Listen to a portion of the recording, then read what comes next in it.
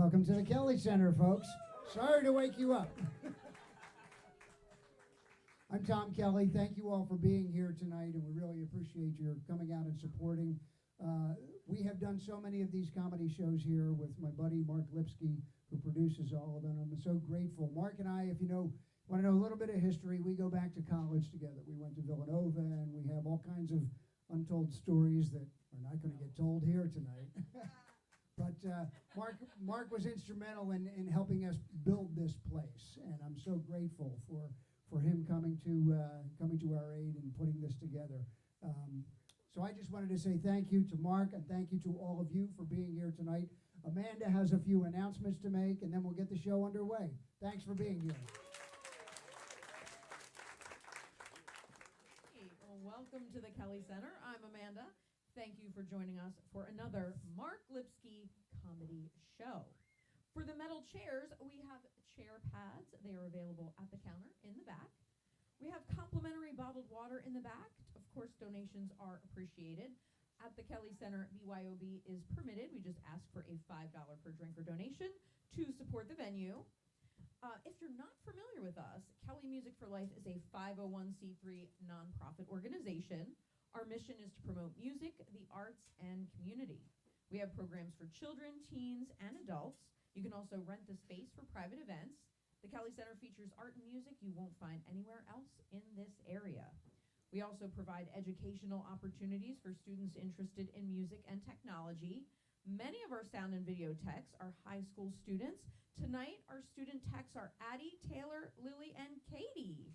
Give them a round of applause. Yes, wonderful students.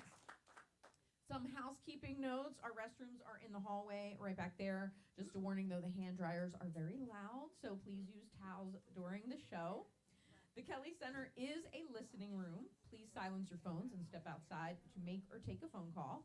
Smoking and vaping are not prohibited inside, or are prohibited inside the Kelly Center. Our walls feature the work of local artists. Our artist of the month is Lisa Lerner. She will be holding a Meet the Artist wine and cheese reception here tomorrow from 3 to 5 p.m. And of course, all are invited. We have open jams at the Kelly Center. They are free to attend and participate. Every month we have a bluegrass jam, Django swing jam, drum circle, Irish trad sessions, open mic night, and folk song campfire jam. Players of all skill levels are welcome to participate. These are free to play or just listen and enjoy. Some upcoming shows next Saturday. I'm very excited. We have the 80s MTV tribute band, Basic Cable. And later this month, Irish rockers Sheridan Rutan with the Natterjacks, Tommy Conwell, and an EP release event with classical cellist Madeline Lador. Get show information and sign up for our email newsletter updates at kellycenter.org. The Kelly Center relies on contributions large and small. We thank our premier supporters, Havertown Township Civic Council, the Radio Agency, JMC Fund, the Connolly Foundation, Joel Perlish Photography, and your contributions. If your company would like to support our work, please contact us. If you would like to make a cash donation to support our mission, donation jars are in the back, or you can Venmo at Kelly4Music, that's number 4, under the business tab. For PayPal or credit card, go to kellycenter.org and click contribute, and in the notes type Kelly Center, or use the QR codes on the donation jars or hanging on the pillars in the room. Joel Perlish is our house photographer. You might have seen a guy with a camera. Where is he? He's around here somewhere. There he is. He's just blending in the background today. Photos from every single Kelly event are up on the photo link on our website. We have over 30,000 photos. Yeah, 30,000 that Joel has taken. And of course, Joel loves taking snapshots of people. It's like his greatest joy in life. Hey. Yes.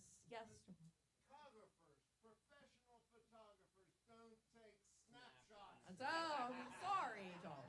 Okay, don't take snapshots. So, if you would like a picture, professional photo, like this one right here, you can ask Joel. Okay. All right, well, now on to the real comedy. Okay, he has produced all of our comedy shows over the last 5 years here at the Kelly Center, and virtually during the pandemic. He has introduced over 150 comedians so far, and he's got a bunch more tonight. Please welcome to the Kelly Center stage in Havertown, Pennsylvania, our good friend, Mark Lipsky. Thank you.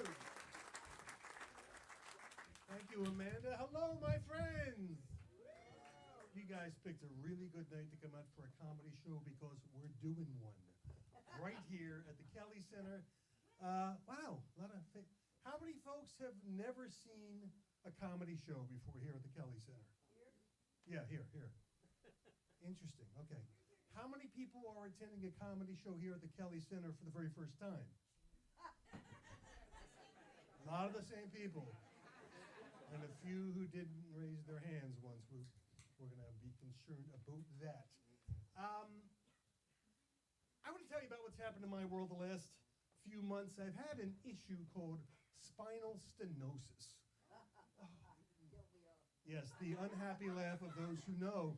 Essentially what that means is my legs they hurt. I can't stand, I can't walk. I'm being treated, but it's a pain in the butt. And in the meantime, I've learned a lot about myself, which is appropriate for what we're going to do here tonight in comedy. Because in a live comedy show, you may hear the F word. And by the F word, I don't mean the F word. I mean the actual F word. So this summer, as I'm getting accustomed to my new hobbling thing, I'm blurting out what they call excited utterances in courts. And usually it's the F word. But being me, it's not just the F word, it's creative iterations. So I'll give you an idea. In July, I'm walking down the street, and I feel this jab of pain, and without even thinking, I go, fuckity fuck, which I thought was adorable. And this having been the summer of Barbie, I said, if Barbie was frolicking in a park with Andrew Dice Clay, that would be the fuckity fuck thing. It's adorable. I'm going to sit again. So the second one I did was about a week later, and I had a real bad jolt of pain, and I went, fuck! And it wasn't enough, so I paused and said, a lot! So that paid off the fuck a lot for me, and I mention that only because somebody has to say the F word first tonight. I always like to take the bullet just to let you guys know. You may hear a lot of it, and there, I've said it. I'm going to move on now. The other thing is, because I can't really do stand-up, I'm going to do sit-down. And instead of tell jokes, I'm going to tell you a story. We are 4 days out from Valentine's Day, and my favorite Valentine is here tonight. It is my 24-year-old daughter, Kirsten. Hi, babe. Center of my universe. She lives in Pittsburgh, so when she comes in, magically, it's been when we've had a couple shows here.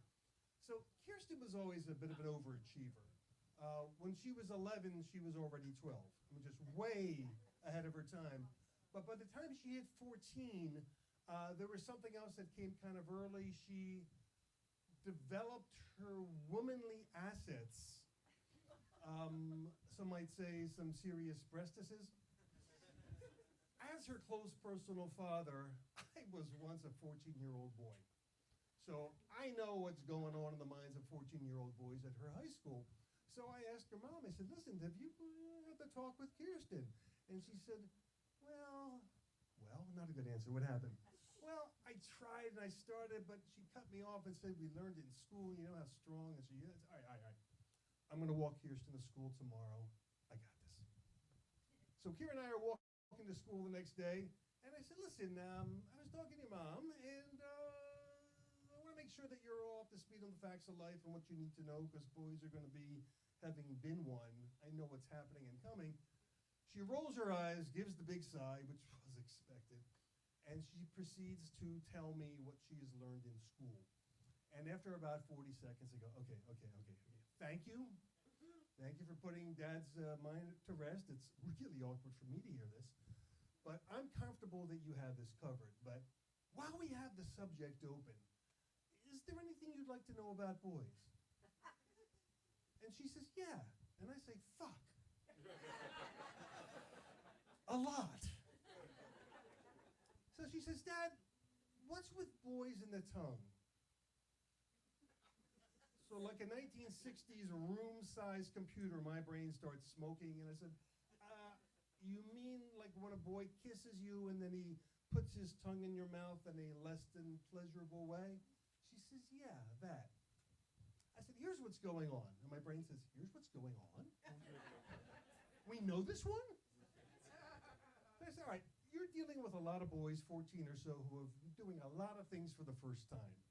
They don't know how to kiss, they don't know what to do, and somewhere they heard a story, or God forbid, so on the internet, that this putting your tongue in a woman's mouth thing, or a girl's mouth thing, can be fun and pleasurable. So you're probably running into guys who are not doing it particularly well, kind of jolting in and out like a spastic viper, right? And she says, yeah. So I say 4 words that scare the crap out of me. I say, here's what you do.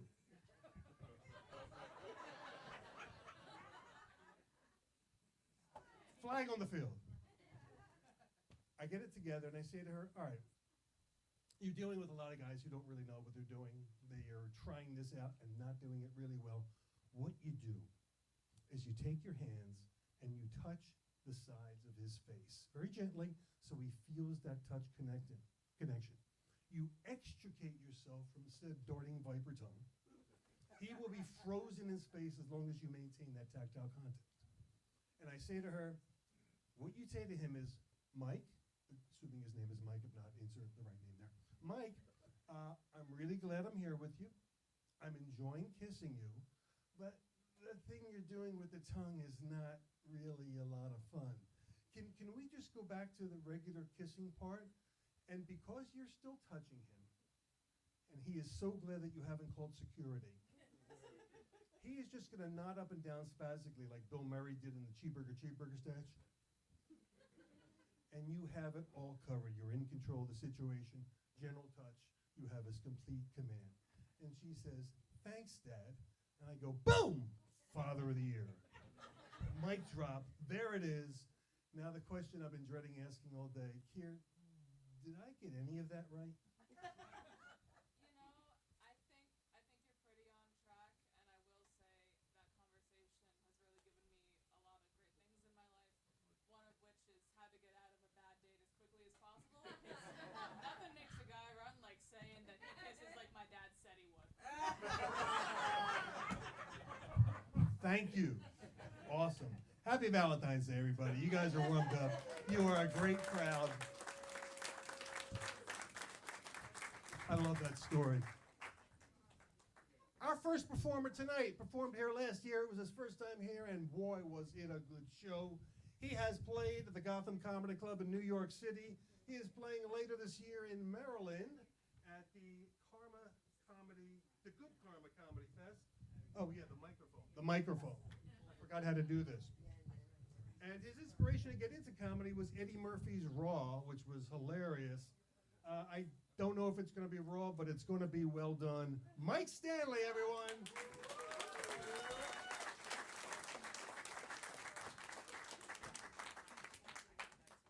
Oh, thanks, man. We're going to talk later because I have a 2-year-old at home, so I may have to give her that same advice. You know. What was the most awkward, you think, experience that you had with your daughter, Mark? Would you say? Was it just teaching her how to kiss a boy? Was that the? It wasn't. I raised her as my best friend, so I think I finally. Oh, that's so nice. That's so nice. No, my mom just beat me, so it was fun.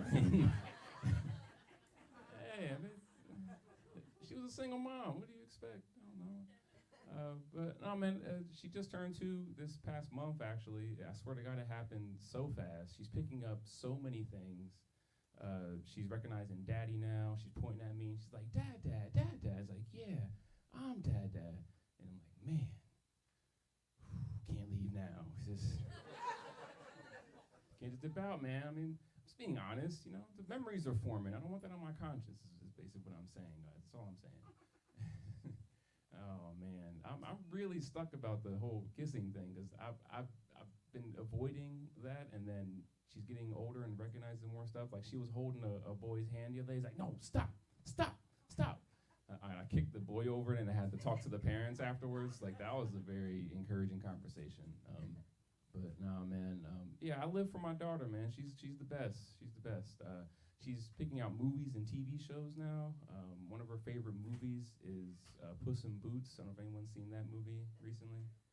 Puss in Boots. It's a very, very, very good movie. Very good movie. So went to put it in, and then my wife goes, "What is that?" And I look up at the TV, and I typed in Puss and Booty, y'all. Daddy's muscle memory gets the best of him sometimes. I don't know what you want from me, guys. Don't judge me. I know I'm not the only one in here. Oh man, just living out here. I'm actually from Delaware. Anyone in here from Delaware? Anybody? Liars! Liars! No, I'm just joking. Well, what part of Delaware? Liars! They don't know. They don't know. What, slower, lower, or up top? Why Sussex? Okay, so for the people who don't know, if you're up at the top of Delaware, anything lower is considered slower, lower. Take that with what you will. Whether the people get slower or the lifestyle gets slower, who knows? That's what they call it. So he said he's from Wilmington, and he probably knows what I'm talking about, but no one else does. So we're gonna move on. No, that's all good. But yeah, I'm from Delaware. My mom, like I said before, she was a single mother, did the best she could. Section 8 housing, but now I have 2 white neighbors, and they're not on fentanyl, so I made it, guys. Hell yeah. Hell yeah, I made it. Made it out here in these streets. Oh, man. You're just living and learning. Just navigating all this dad stuff, trying to see what's going to happen and all that. Anyone here married, too, as well? Anyone married?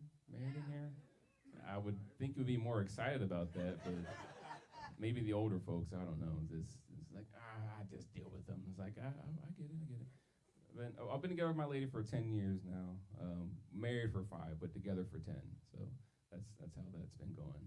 I guess you guys don't care that I've been with one person for an extended period of time, but that's okay. So that's perfectly fine. Perfectly fine. No, I wasn't going anywhere with that. Just wanted to share my life experiences with you guys. What else I want to go through today? I guess I'll go through some random impressions. How do we feel about impressions here? Be ho-hum about these or what? Ho-hum? So I've been getting older. I don't know why that was that was funny, but all right. I mean, I'm only 33, but I'm already getting grays and all that. It's fine. I'm okay with the gray hairs, no? But I would rather have it more so down here, you know? Make it more seasoned for wifey, you know what I mean? No, that's just me? All right, I know some of you are thinking it, whatever. But the one thing they don't warn you about is the older you get, is the more chances of you defecating yourself increase as you get older, especially if you go on antibiotics. They don't tell you this, and I was in the bathroom for the doctor's office, and I thought it was going to be a whiff or a fart, and it was not. So I'm running to the bathroom sounding like Cleveland from Family Guy, like, no.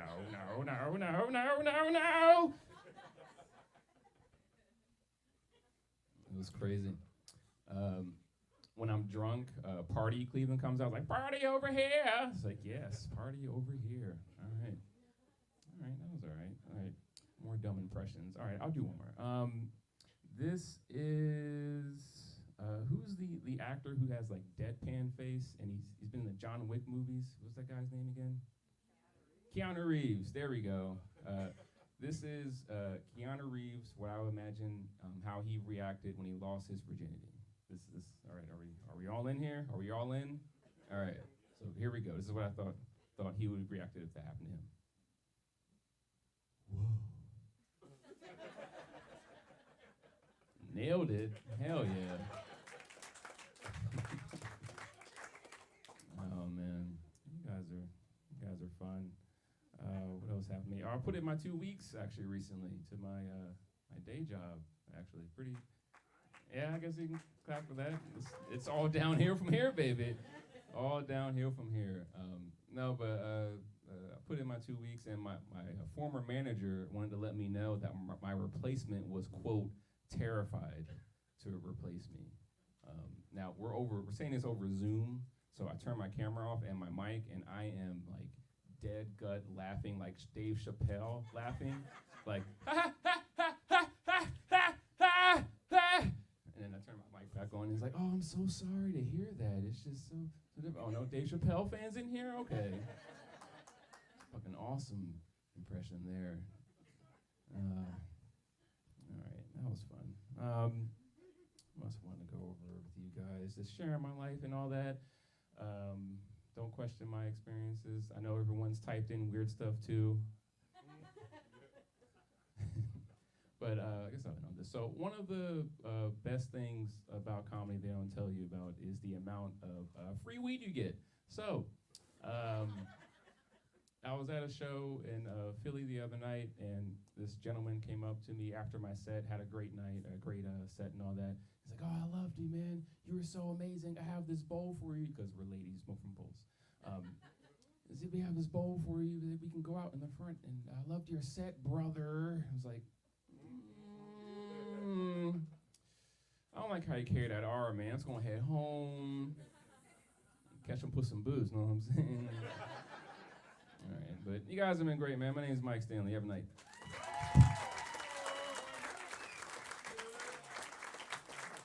Mike Stanley, keep it going.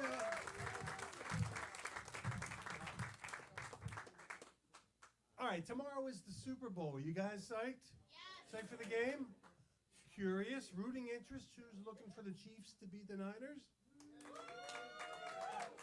Who's looking for the Niners to beat the Chiefs? And who would be happiest if both teams were somehow to lose? Commercials.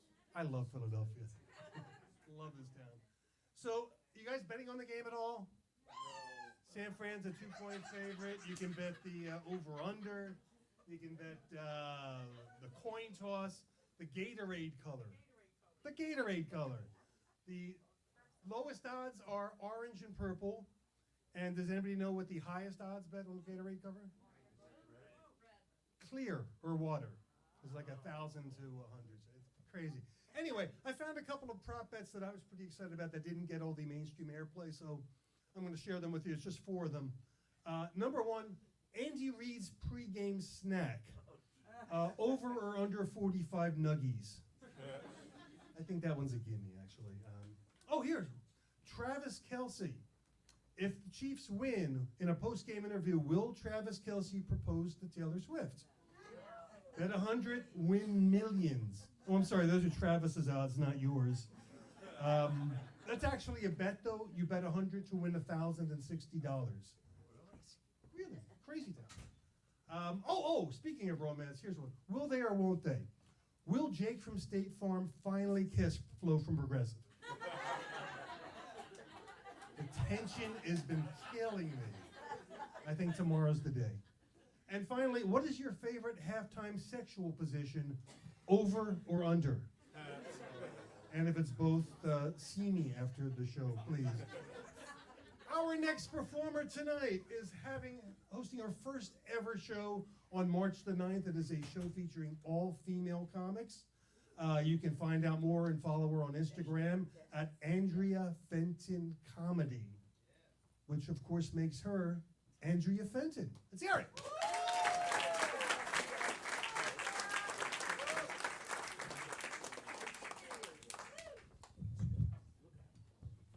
Hey guys, how's everyone feeling? Good. We're awake, we're alive, I like that. I've been looking for a new place lately. Guys, riddle me this. You ever been looking for like a new apartment and you just can't find one because they're all haunted? Doesn't come up too much. Do you guys know why? It's because ghosts don't haunt poor people. And I know, that's a tough pill to swallow. I've never been haunted. From the looks of it, I don't think a lot of you guys have either. No offense. I mean, haunting's just a rich man's game. Like, sometimes you'll see like a haunted hotel or a classic car, but you never hear about the haunted Ford Focus. And I used to think it was really messed up that ghosts don't haunt poor people, but then I smoked a lot of weed and now I kind of get it. Yeah, like, if I had to haunt some guy named Steve for the rest of eternity in a studio apartment, I'd want to kill myself all over again. It's like, how many times can I look for a new way to surprise him in this tiny little space? I'm like, ooh, I scared Steve in the shower. I scared Steve in his car. I scared Steve in bed, jerking off for the 100th time today. Get a fucking job, Steve. At least get us a better apartment, right, guys? It's messed up. I do a lot of dumb stuff. Probably, again, from the weed smoking. But I'm not on trial, guys. Relax. Like the other day, I was doing comedy, much like this. And at some point, I just kind of fell off stage. Yeah, you're not supposed to do that. I don't know if you guys know that part of showbiz.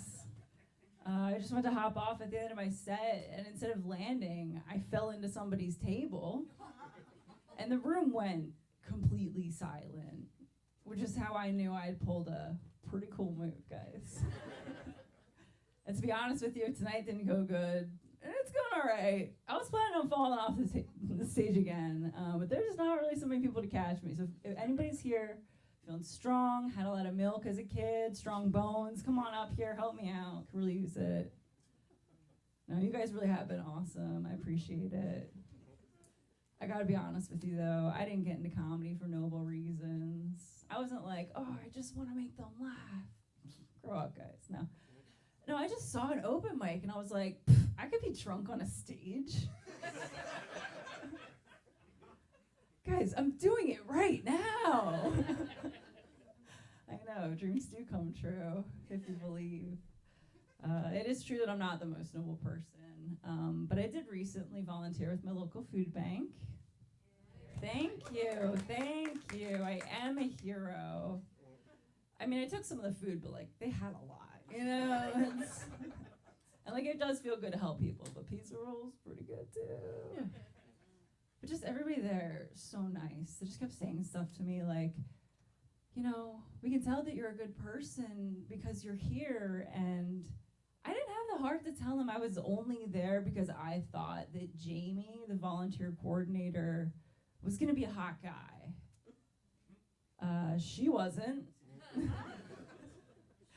And she's married, so I'm gonna become a homewrecker, you guys. There's no other way. You'd get it if you saw her. She's a hot little number. I'm having so much fun with you guys. I'm gonna leave you with this, though. Apparently, I have multiple cats energy. Some of you see it. Good.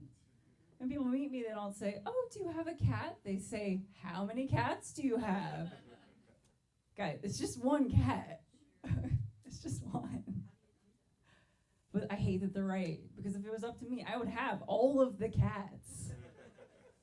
That's like hoarding. It's bad for them. You can't do it. And actually, there is an upshot to having a cat if you're doing comedy, because you're going to spend a lot of time practicing in front of a completely silent crowd. And if you can bomb in front of your judgmental-ass cat, you can bomb anywhere. I'm going to bomb in front of all of your judgmental-ass cats. I'm Andrea Fenton. Thank you for having me. Have a great night. Andrea Fenton. So true about the cats. So true, so true. All right, so in addition to the Super Bowl tomorrow, this is a busy week of activities. We have Valentine's Day this week. And have any of you guys ever been on an online dating site? Like too many to count, maybe? Okay, I've been around the block more than once or twice. And since Valentine's Day is coming up, I got to share some tips. Just if only to get this off my chest of things that I see and for instance, no shirtless pictures of you holding a fish. Amen. Okay, amen. That goes for men, that goes for women, and that goes for fish. Okay, here's one that drives me nuts. Unless you know how to send me back in time to meet the me that you used to be, do not post photos of you from the Clinton administration or from your bat mitzvah or Sweet 16. Not gonna work. Oh, this is maddening.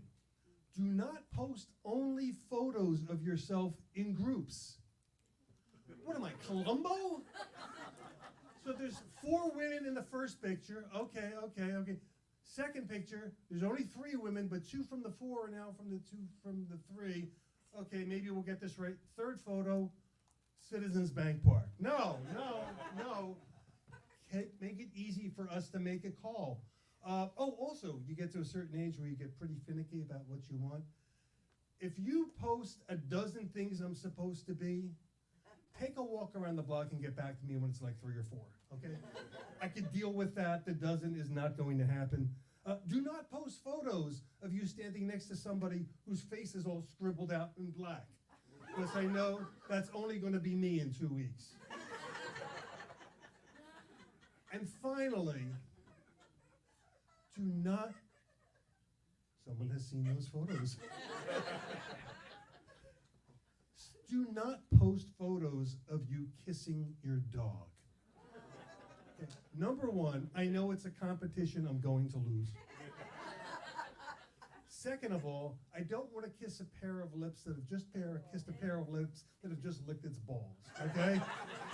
I have much better options for that. Thank you. Our next performer is hosting comedy shows in his one-bedroom apartment every month. How awesome is that? If you're curious, he's from Miami. He's been doing comedy since 2016, and now he's doing comedy in a one-bedroom apartment in Philly. Check him out. Casa Doran is the name of the show, which makes him London Doran. Let's welcome him.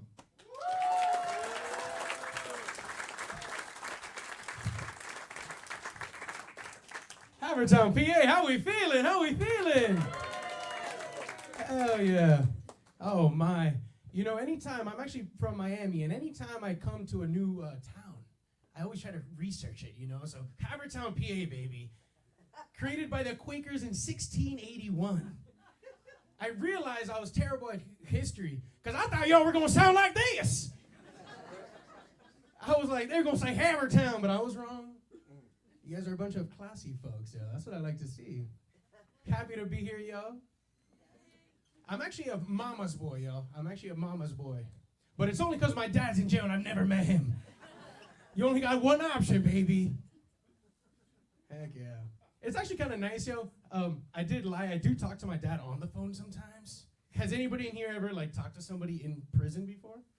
You have? Hell yeah. We can trauma bond about that, baby. That's what I'm talking about. It's actually nice. Like, we have the most interesting conversations ever, you know? My dad would talk to me, and he'd be like, hey, London, how was your weekend?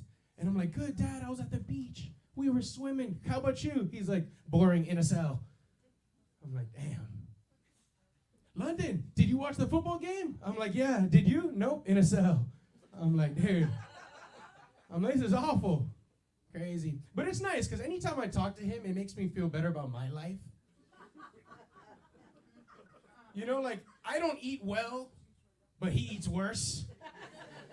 It's amazing. Anytime I go visit him, too, it's nice to be able to provide for my dad, you know, at the age of 27. I go there, and I'm like, what can I buy for you, Dad? He's like, I want a Kit Kat, ice cream, coffee, and a burger. All in quarters. It's absolutely amazing, absolutely amazing. I'm actually dating now, guys. I'm actually dating. Shout out to that. And dating's so expensive that what I started to do is take girls to the jail visiting room. What do you mean, baby? Let me buy you a 16-course meal for $14.25.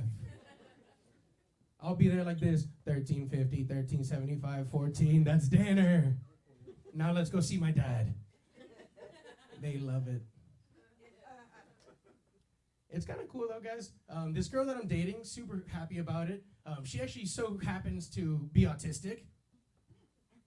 And it's amazing, yeah, it's absolutely amazing.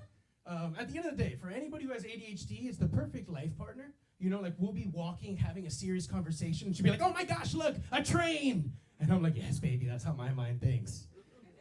We're right there together. It's kind of cool though, because there's not much different. You know, I don't know if you were looking for a life partner, but there's not much different. You know, when I'm having sex with a girl who's not autistic, you know, she's like, yeah. When I have sex with this girl, she's like, yes. I'm like, she hates me. Why is she putting periods at the end of the yes here? Like, this is crazy. We are very happy, though. Very good relationship. Thank you for that. Because I feel like the past relationships I've been in, you know, they're always like, you need to go to therapy, you need to go to therapy. So I was sad, y'all. I was sad. I was down bad. I was really depressed, you know. So I decided to cut myself. But then it hurt. I was like, never mind. I guess I'm not depressed, dog. I was like, yes, ma'am, Mom. I'll go fold my laundry. No problems there. Crazy. It's been nice, though, guys. Is anybody in the room a fan of yoga? Anybody in here a fan of yoga? Woo! Heck yeah. That's what I like to hear. You said what? Namaste. Namaste. You know, see, I don't know if she just smokes weed or she's just at peace, dude. Namaste. Oh, that's amazing. What I've been doing, and if you see my yoga class, I actually run my own yoga shows, guys. Run my own yoga shows in Philly. And what I do is I go to heroin clinics and methadone treatment centers. And that's where I find my coaches. Absolutely. You guys are lying, but Mamacita in the back. Who else? Who else, you know? Do you want to teach you how to loosen your back? Then the guy sitting in Philly like this.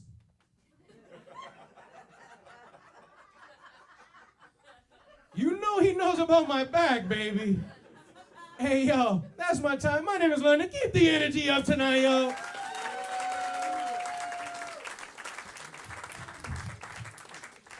London Doran, come on, come on. All right, so we hit two of the big three holidays coming up. We got Super Bowl. We talked about Valentine's Day. We have Abe Lincoln's birthday on Monday. Huh? Can we give me a little love for Abe Lincoln? Number 16.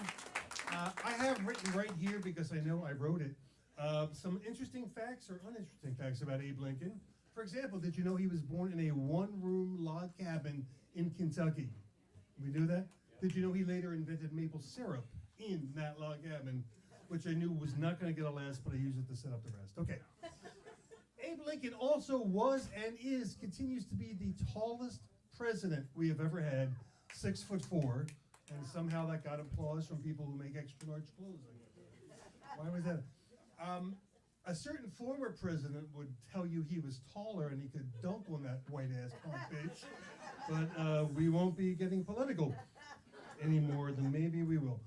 Lincoln also had the largest shoe size in the history of U.S. presidents. Anyone want to guess? Someone say 38? What? That's the European size. Of course. 14. Lincoln had a size 14 shoe. Again, that same ex-president said that his were much bigger. I'm sorry, big liar, that is. I mispronounced that.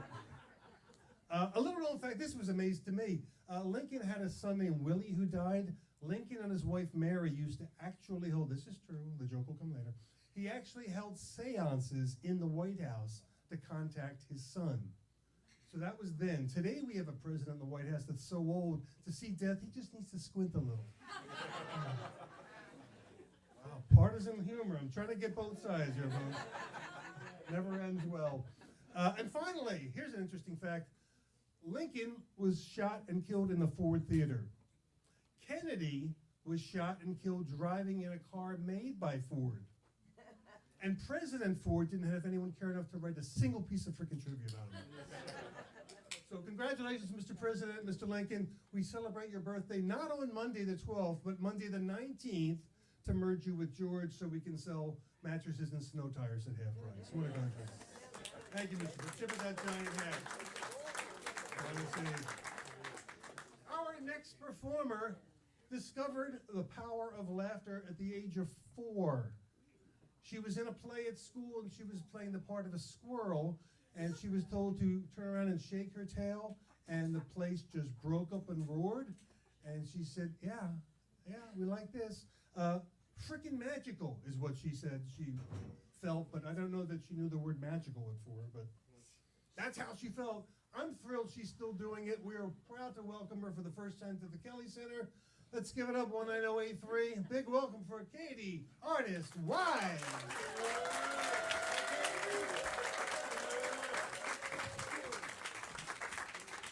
Hi. I'm not at all nervous. I definitely don't feel like I'm going to puke or crap myself. Just wanted to put that out there right up front. Actually, as I was coming up here, I tripped off my chair, so there's that. I'm off to a great start tonight. Yeah, I thought so too. I love the word recently, you know? Because it lets you be a liar without actually being a liar. Like recently I went for a run. All right, sure, I was being chased and, home base was still kind of far away, but that's how tag works. I recently entered my 30s. I think the hardest part of that is accepting that I'm actually 41. Thank you so much. This lady just said I don't look it, and I just feel so good. And now I totally forget what I was going to say next.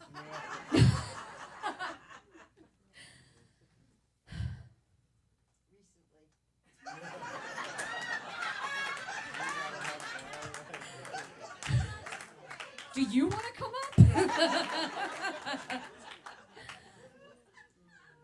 So recently, someone said to me, you're at a place in your life where you really shouldn't let a thing like aging get you down anymore. You're old now. You might not be able to get back up. Thanks, bitch. That Botox looks like shit, by the way. The older I get, the more I understand my grandfather. Like when I was a kid, I thought he was just this grumpy old man. He'd say things like, how can you be that damn dumb and live? And I guarantee you, if any of my family members were here, they'd be impressed with my pop-up impression. I'm just putting that out there. So I remember thinking, man, that's such a mean thing to say. Like, why are you like that, Fast forward 15 years, I'm working in a grocery store. Some lady comes up to me, completely serious.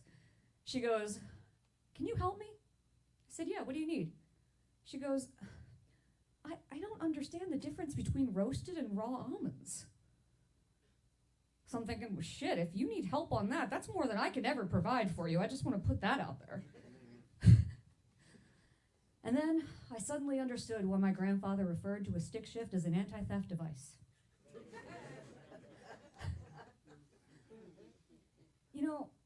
I feel like each generation thinks that the generation that comes after them is just not as intelligent as they were. Like we get a little dumber each time the lineage continues, But I don't remember being that dumb, do you? Someone says yes, of course. Because, in all fairness, the older I get, the less I remember in general. I'm not at a place where I can hide my own Easter eggs or anything, but I know it's only a matter of time. Sorry, I'm having an Easter egg moment.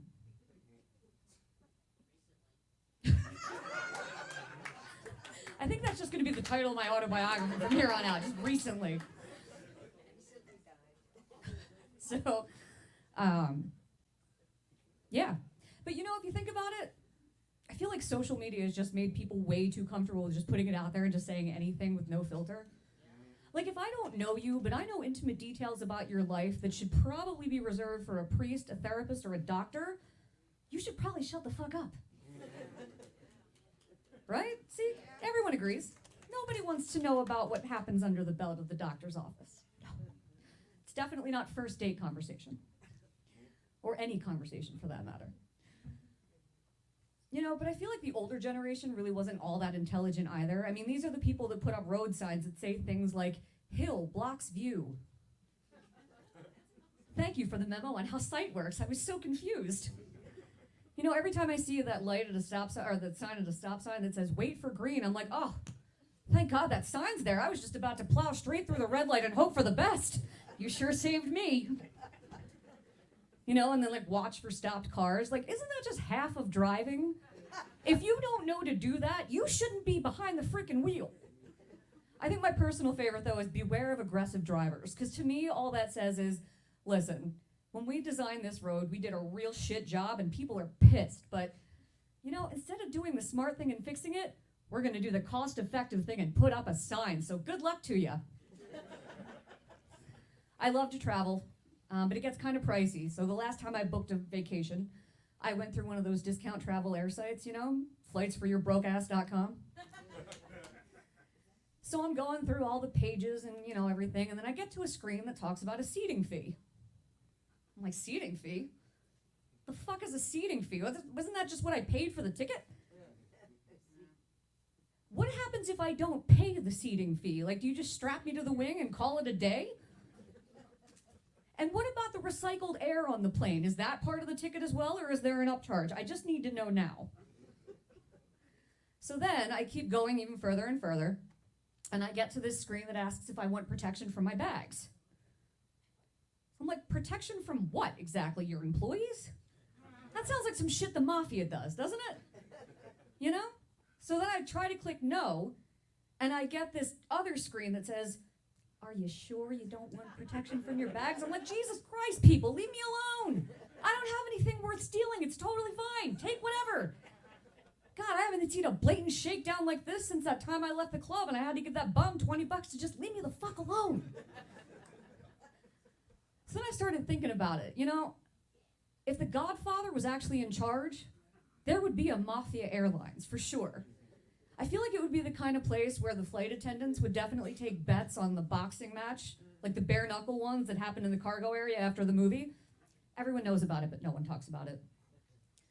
So then I started thinking about it even more, and I came up with a slogan for it, or like an ad campaign, you know? I thought, if you travel with Mafia Airlines, that's my Mafia voice, by the way, it's not great. When you travel with Mafia Airlines, we'll get your bags to their destination. We'll make sure they definitely get there for a cash donation. If you don't pay the cash donation, maybe you and your bags will be sleeping with the fishes. Because when you fly with Mafia Airlines, you fly with the family. That's all I got. Thank you for laughing.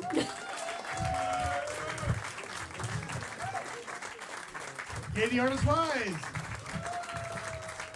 You guys having fun? Are you having fun though? Oh, Lord. I am excited because our first featured performer tonight is somebody that I actually worked with so many years ago at WPEN Radio. He was the overnight guy. I was the fresh scrubbed kid out of college at his first job. And he was a funny guy then, and he's still a funny guy now. He has been, oh my gosh, everywhere. Caroline's, Catch a Rising Star, Comedy Stop, Comedy Zone, Comedy Works, Comedy Anything. The Mohegan Sun, Friars Club. I would love to bring Mike Eagan to the stage, but he has COVID. So imagine I wake up this morning and there's a text, Mark, call me. This can't go well. And it was Mike, and Mike telling me he's got COVID. And I survived the mild heart attack that I went through. And within 20 minutes, we had this crazy cockamamie idea. And God bless Tom Kelly and everybody here. Mike Eagan is going to do a shortened set for us via Zoom from his home on yonder screen. God bless technology. God bless Mike Eagan. Oh, there he is. No, Mike, the mask. Never mind. Ladies and gentlemen, Mike Eagan.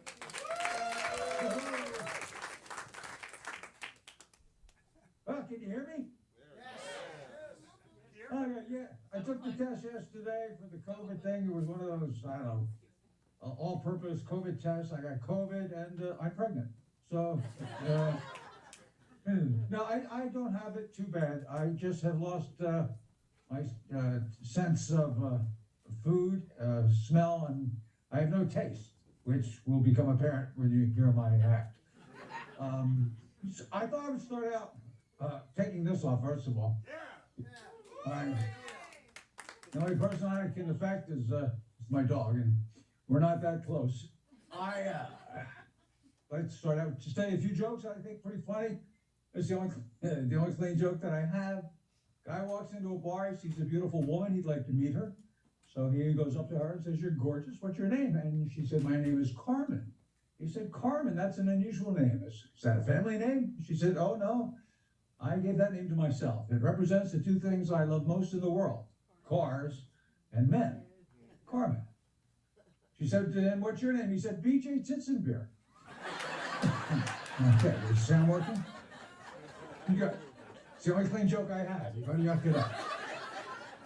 All right. A guy walks into a doctor's office. Doctor says, "You're going to have to stop masturbating." He said, "Why?" He said, "I'm trying to examine you."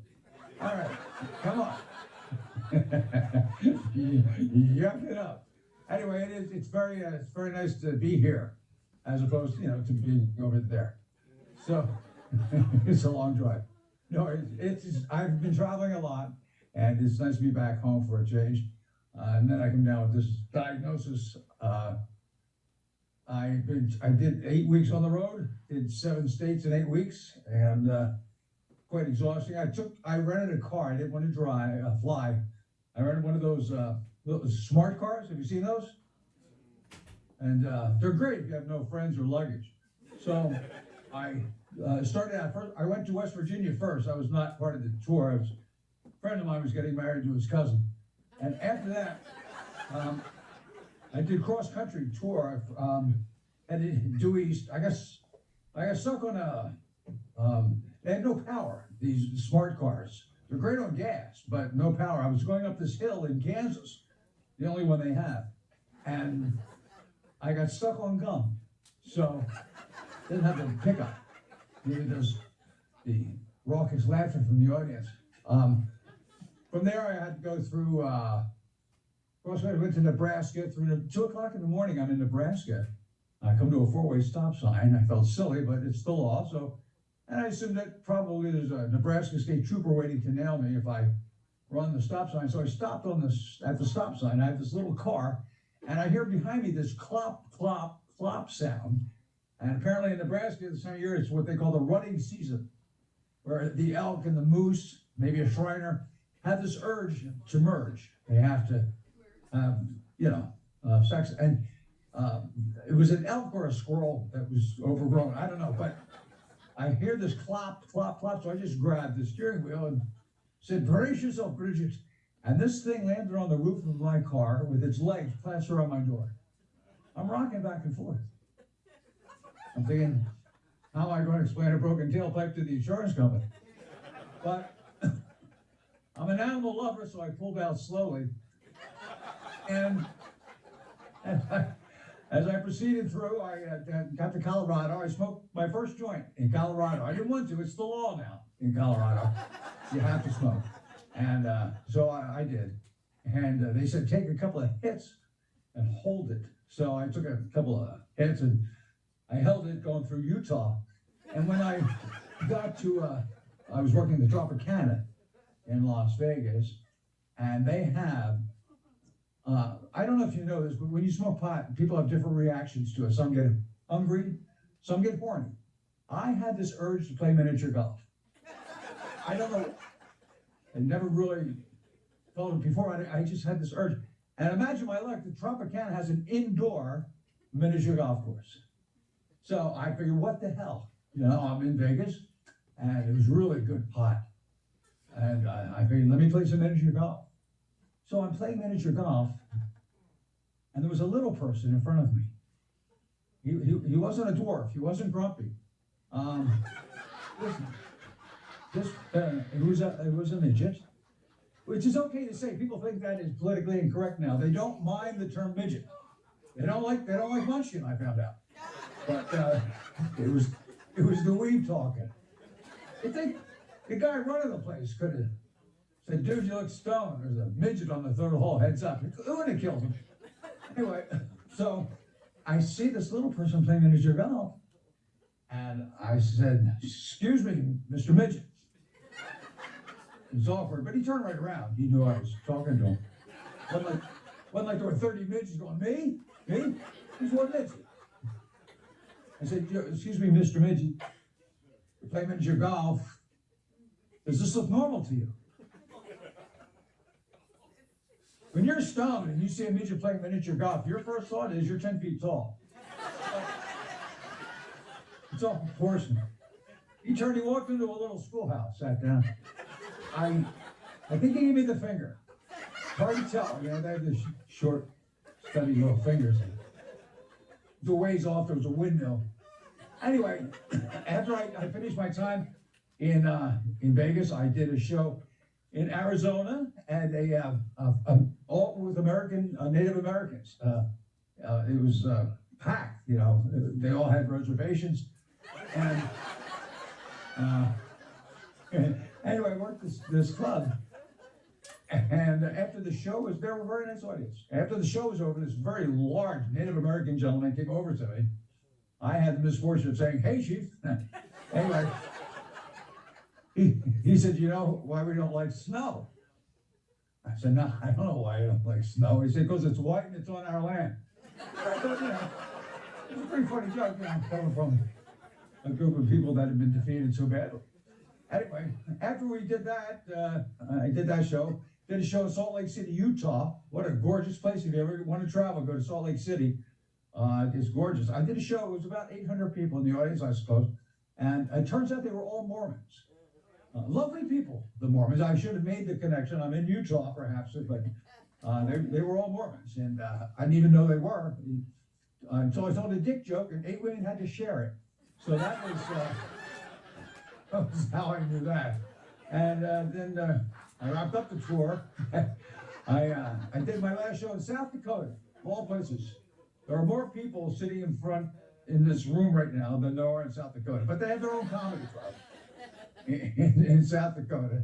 Not to mention 2 senators for no reason. There should be 1 Dakota.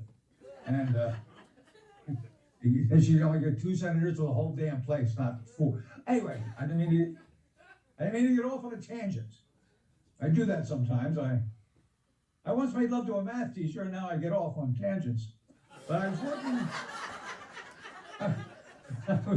I was working this club in South Dakota, the Mount Rushmore Comedy Club. Every night, the same 4 faces. And I thought they were stoned. Some took it for granted. But what are you saying? Oh, okay. Anyway, yeah, I have a 3-minute egg on the stove, so I can't let it break. I called my wife to tell her I was coming home, and I'll give her a chance to get the guys out of the house.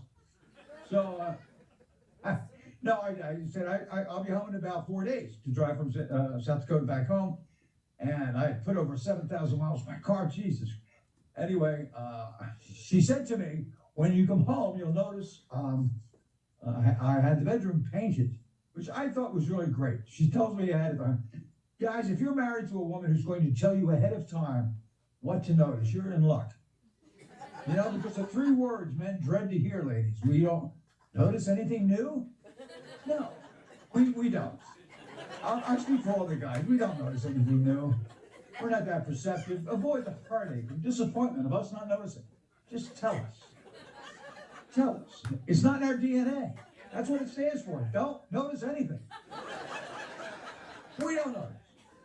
So I went into the bedroom and I asked her, before I went in, I said, what color do you have it painted? She said, taupe. That there's no need to name call. I said, no, taupe, it's a color. Any guy knows that. I said, any guy who lives with another guy may know that. I don't know. She said, taupe is tan. And I saw the bedroom, and I realized she got a hold of a bad taupe dealer. This was not tan, this color. I knew this color. When I was a kid, my dad got us a puppy. He got it cheap because it was sick. Anyway, he was a bargain hunter. Anyway, one day it took a dump, and I had to clean it, and it was that color. My dad didn't call it taupe. He called it sick puppy shit brown. That's what it was. The real color Sherwin Williams makes.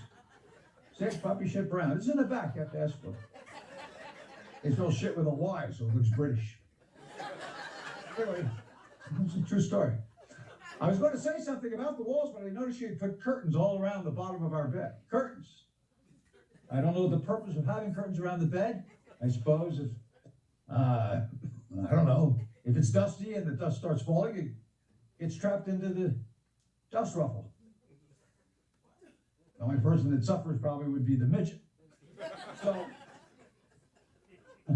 I said, why'd you buy curtains? And she said, they're not curtains. She did this. Guys, you ever get a woman do that? You know what this is? 10 of these laying down. That's what that is. Dust ruffles. She said, dust ruffles. So it's okay. So then she put a roof on our bed. A roof on the bed. She didn't call it a roof. I don't know what that was called. What is that? No, that's another problem I'm having. Thanks for bringing that up. I went to my urologist. What a cheap guy. Didn't wear a glove. He had a condom on his finger. Anyway, ladies and gentlemen, you tell that joke every time and it gets nothing, but I'm staying with it because I think that's a funny joke. But no, it did. Seriously, I did go to the urologist. I said, "How's my prostate?" He said, "Swell." So that's probably not that good. And then I went to I had a colonoscopy, and I'm married, so I have got more people up my ass. To tell you the truth. But before I go, I just want to tell you one final true story. When I was growing up as a kid, we were what they call lower middle class. Remember when there used to be such a designation as lower middle class? Now it's just fucking broke. But back in those days, there you go. Who's that handsome guy? Anyway, so we were lower middle class, as was my neighborhood friend, Jimmy King. Not important to the story, but that was his name. So we were both lower middle class, and I loved baseball, he loved birds, but we were still friends. He loved parrots. He always wanted to get a parrot, but parrots were $400 or $500. And if his family had gotten a parrot, they probably would have had it for dinner. Which is what happened to my brother's rabbit. He was not happy. Okay. No more bad puns, I promise. So anyway, my dad got a better job offer, and we moved away, and I lost contact with my best friend, Jimmy King, and over the years, but many years later, I got a hold of him on Facebook and found out he never did get a parrot. He got married instead. And I'm not saying that's a quid pro quo, but whether you have a parrot or you're married, there's always somebody talking. But anyway, nonetheless, I ran into him, and he got married and had 5 kids, or 3 kids and a wife, and I never forget.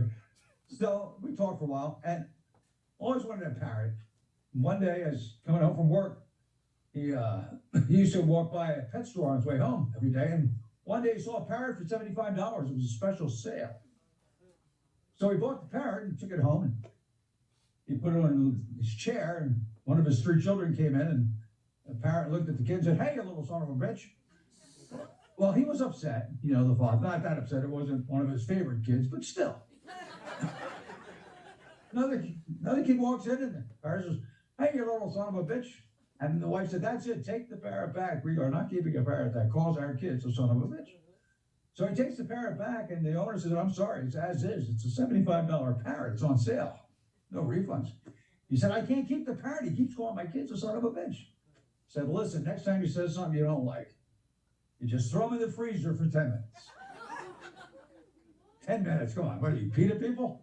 All right, so anyway, he takes the parrot back and puts it on a stool. Sure enough, the 3rd kid came in, which is good, or the joke would be over. So the 3rd kid came in, and he said, and the parrot said, "Hey, you little son of a bitch." So he grabs the parrot and he throws it into the freezer. Shuts the door. He comes back 10 minutes later and opens the door, and he says to the parrot, "Did you learn your lesson?" He said, "Yes, I did. I did." He said, "Well, what do you have to say?" He said, "What the fuck did the chicken do?" Thanks a lot, Mark. Mike Eagan, stay here, Mike. Mike Eagan.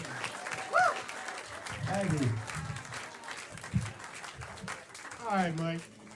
Is this the first time you've ever done a set via Zoom? Yes. What's that? Oh, it's a ventriloquist now. How was that? Mike, this is your first set ever via Zoom?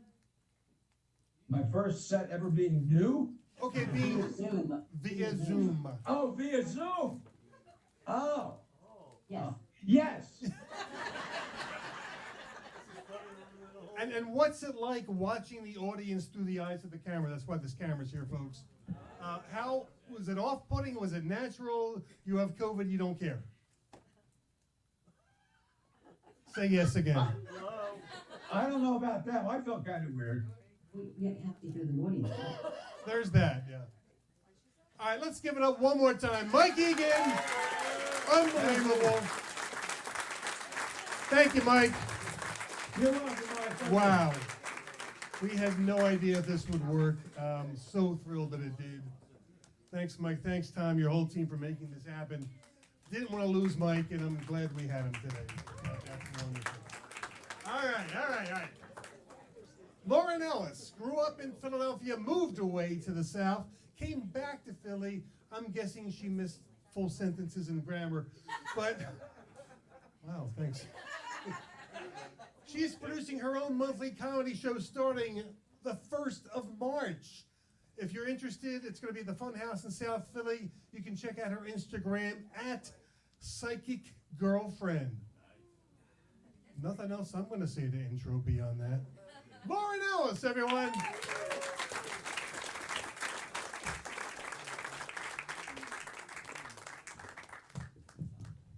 Hey guys, what's up? I'm London's autistic girlfriend.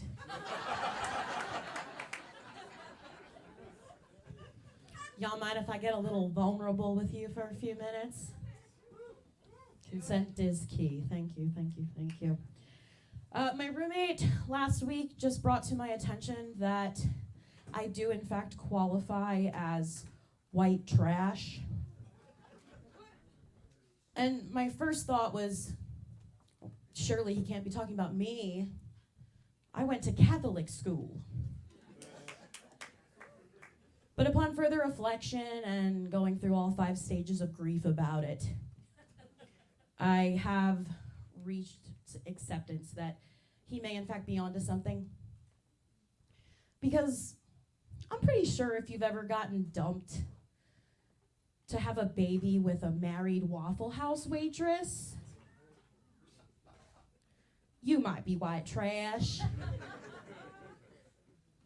If you've ever used Facebook.com like a hookup app, you might be white trash. If you've ever had to charge your ankle monitor underneath the counter of your customer-facing retail job. Say it with me, folks. You might be white trash. Gosh, that was a fun summer. Say, if my dear friend were to refer to me as a 3.5 as a silly little joke, I'm well within my right to beat the shit out of him as a fun prank back, no? Nice try, dickhead, but I'm pretty sure I'm easily a fat 10. Which I'm pretty sure roughly translates to about a minimum of an objective 5.5, so. Sexy in a way that's far more nuanced than a scale from 1 to 10. Grow up. I'm 5 foot tall, bisexual, and polyamorous. Because my mother, God bless her heart, was kind enough to feed me a strict diet of cigarettes and Mountain Dew in utero. That is polyamorous, as in I don't really necessarily need to get down like that myself, but I have come to terms with the fact that I'm much better off just co-signing you're cheating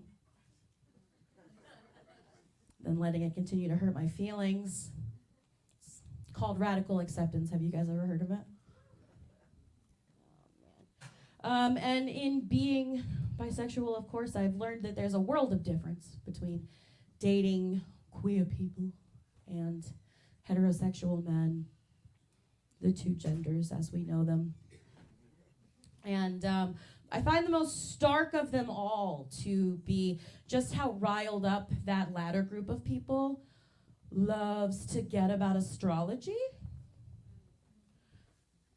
But I don't know, I kind of can't help but feel like after all the hours that I know I personally have clocked, listening to video game and superhero talk, at least pretending to respect my relationship with the stars is not only the very least you could do, but more importantly, your own personal gateway to practically unlimited wet-ass metaphysical pussy.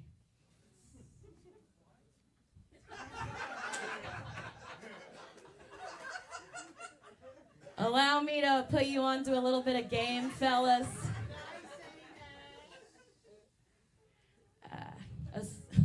Your red flags mean almost nothing to us. If you can explain with ease which planet made you like that. Before I inevitably conclude on my own that it's obviously your weird-ass relationship with your mother. Sure, your boys might rag on you for, quote, sounding gay, but you're not even going to be able to hear them over the sea of fine-ass, high-quality hoes you're drowning in, so who gives a shit? It's really such simple math. But if I still have not successfully indoctrinated you, just kindly riddle me this, all right? If astrology isn't real, then how on earth do I, Lauren Catherine Ellis, have an almost identical birth chart to not only Amanda Bynes and Britney Spears, but also noted lady serial killer Aileen Wuornos? Checkmate. All right, everybody. This has been a lot of fun. The downside of being the voice of a generation is that you don't always translate to all the other ones. But thank you so much for putting up with my millennial horse shit. Good night.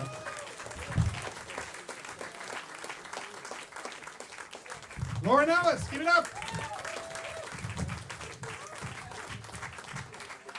All right, I know there are a lot of sports fans here tonight, and I'm really appreciative you chose to come because there is both a 76ers basketball game and a Flyers hockey game happening right now. So let me just give you the update.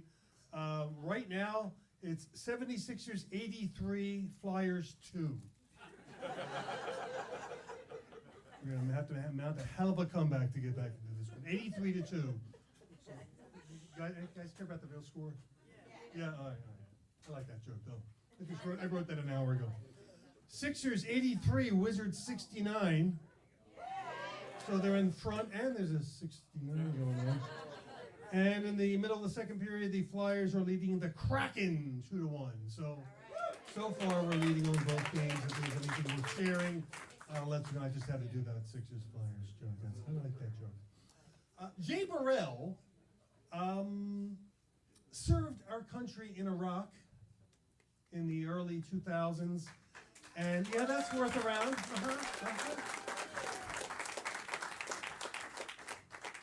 And at the age of 30, he was consulting on a project in Iraq, and he watched a comedy special and said, this is pretty cool.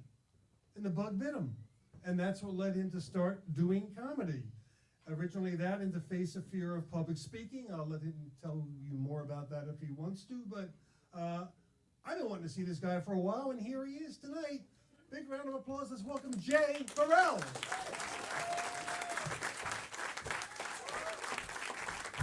Thank you all, thank you all, thank you all.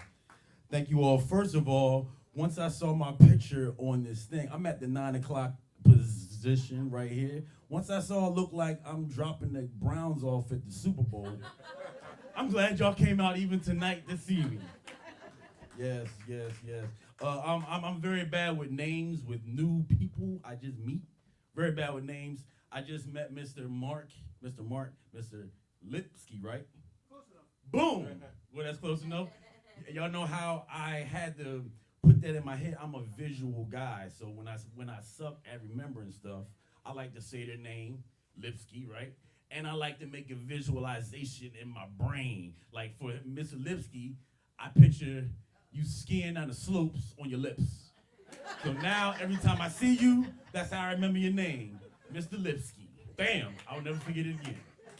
That's a helpful hint for y'all out there. Yes, Mr. Lipsky is correct. I did serve my time in Iraq. I'll take cheap applause. Give me that. I'm a veteran. Not too much though, because right before that, I sold crack.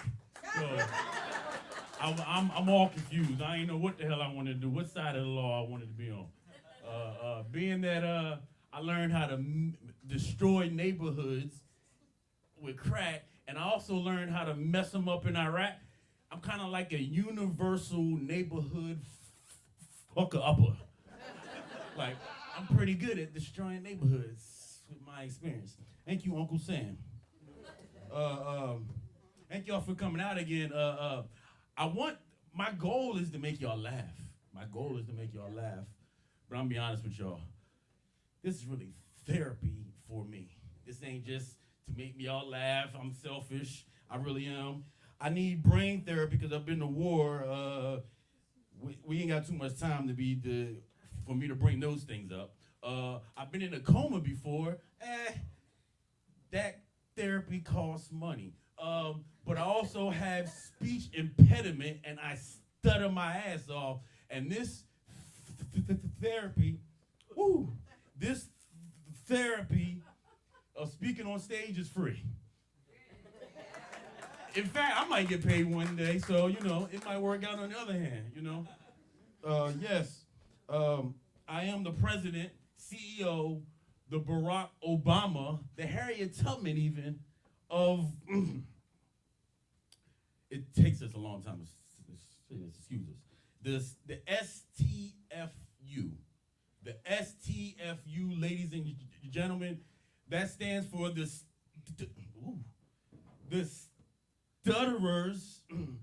stutterers just trying to find some understanding. Because that's all we want. We just want to find some understanding. And we also just been told to shut the fuck up so much, we thought it'd be a dope name to keep with us at all times. And when I say we, I'm really speaking French, because right now, not only am I the president and the CEO, I'm really the only person in that shit. So I need somebody else to join up with me. Thank y'all again just for coming out here, period, first and foremost, because as y'all can see, I've been participating in child labor since I was like 2. You can't see. I'm still waiting another 10 years to retire. Still working on my pension right now. I probably should have said first, STFU president. Come on, clear it up, clear it up. I probably should have told y'all first and foremost, it's my birthday. Thank you very much, thank you very much. I told y'all like cheap applause, I'm actually lying, it was 2 days ago. It was 2 days ago, but thank y'all. I appreciate Mr. Mark for saying my name correctly. I don't know how many times I've been someplace and I get, STFU, baby, STFU. I gotta remix that shit, hold up. I don't know how many times, See, it kind of reminds me as a kid, my mom used to help me finish the word with a slap in the back of my head. That shit always worked. One, it helped me improve my reflexes. What's going on, mama? Real quick, you can't hit me unless I don't see you. But anyway, and the other thing is, well, like, she always gave me love and support. Like, she would always be sure to introduce me to her friends. She worked at a hospital. She worked at a hospital at one point in time, and I remember sometimes she would introduce me to her coworkers. That'd take me a long time. Her coworkers at lunch break. So I'm like, this is my son, Jamie. I'm like, hi.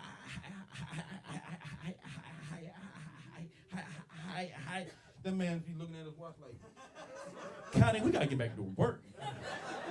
Break is not gonna wait for us, Connie. How about you tell your son to email us when he's finished whatever the hell he's trying to say? But the worst thing was, it wasn't that. It was the ones who used to tell me, you know what? I stutter too, little boy. Like, it's me as a little 8, 9, 6-year-old kid looking at somebody my age lying to me in my face. Talking about, I used to have a speech problem just like you, little boy. And you know what I did? Blah, blah, blah, blah, blah, blah. Lies after that. Fuck. How you gonna tell me that you got a speech problem while talking clearly in my face? I think what you're describing is you have a stutter. You have a stutter. I am a stutterer. There's a difference. It's a big difference. It's almost like somebody who's born with some weird deformity and they got their asshole right in the middle of their forehead. It could happen, right? It could happen. So, exactly. And if you meet this person, you may be like, shit. Shit for you and them is two different things. If you don't gotta do a handstand to take a shit, y'all can never see eye to eye. All right? That's how I feel with being a stutterer and stuttering, all right? Yeah. Being that I'm the president, CEO, and only member of the STFU, still looking for still looking for members. See, here's the thing. I had a therapist at one point in time, and she told me, "You got to get over this. You got to get over this, Jay. All right, you got to get over this. You got to own up to this shit. That's how you're gonna beat it." I said, "Chick, I'm too broke to be owning some shit. How about we put this on layaway or something? I'm still paying that shit off right now, as we speak." But being the president, CEO, and Harriet Tubman, and the first and only, still looking for members, of the STFU, I got access to all type of things that nobody else will ever hear, including the origin story of how we got to be the STFU. Would y'all like to know this thing? Would y'all like to know? Why is it I stutter, or many people across the world? I'm here to help as the spokesman, even though half the time I can't spokes my damn self, all right? As the spokesman of the STFU, all right, I got the solution, and I know how to stop this from plaguing us in this world, all right? Y'all ever seen somebody with buck teeth? Their teeth just sticking out their mouth? No judgment. Ain't nothing wrong. Hey, you just eat a little bit different from everybody else, all right? All right? Nothing wrong with that. You just don't got to open your mouth to feed yourself. I'm actually jealous. Now, I don't really know, you know what I mean? I don't really know if this is true, but have y'all ever heard a baby should not go to sleep with their thumb in their mouth? Why is that? Because you're going to get the buck teeth. Now, I ain't never got a chance to ask nobody, but come to find out, scientists have come to find that a pregnant woman going to sleep with the vibrator on her clitoris, her baby going to come out stuttering his ass off. I don't know if I should thank mom or what. But before I let y'all go, I only got 1 minute left. That 1 minute rule is racist against people who can't speak right, by the way. Nah. So my mom used to give me the ultimate test. The ultimate test that I used to love from my mom was the drive-through. And when we hit the drive-through, my mom would train me by saying, "Yo, Jamie, if you want to eat, you better order your food." I'm like, "Mom, you know it takes me forever." Like, "Jamie, you better order your food." So we get up to the order. "Go, Jamie. Let me get a big. Mama, Jamie ordered that food. Big Mac. Big Mac. Large. At this point, it's a long ass line forming around us. People that drove past us mad, honking on us. "Fuck them, Jamie. Fuck them. Order your food. Big Mac and large. Take your time, Jamie, before I smack the words in your mouth. French fries." Whew, so I finally get through. She giving me pounds. She was supportive like that. She gave me support. We finally get through. Then she see my face because I'm looking out the window, and I got 100 Big Macs, 98 milkshakes, and 100,000 French fries. Thank y'all for listening to me. My name is Jaye Burrell Remix. Jay Burrell.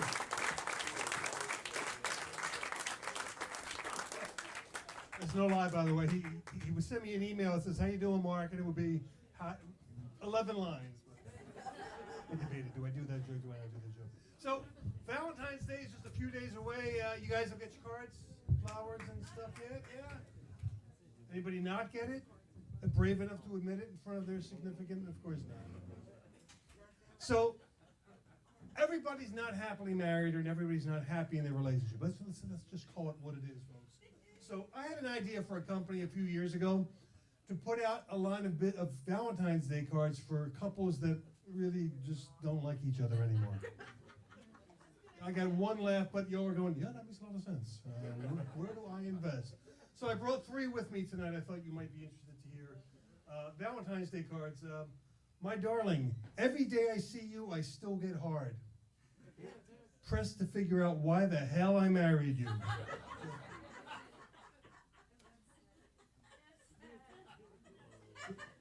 The loudest laugh on that was from my ex-wife, by the way.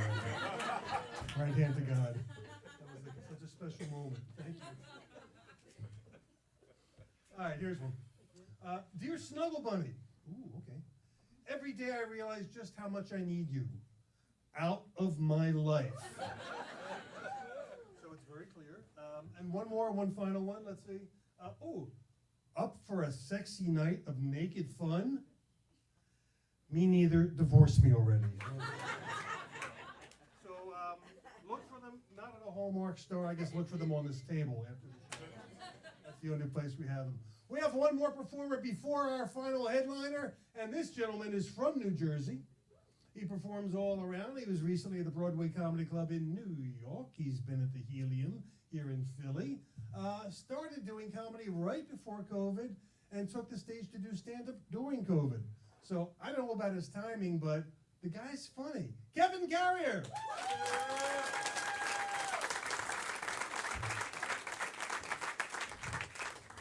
Yo, give it up for your host, Mark, everybody.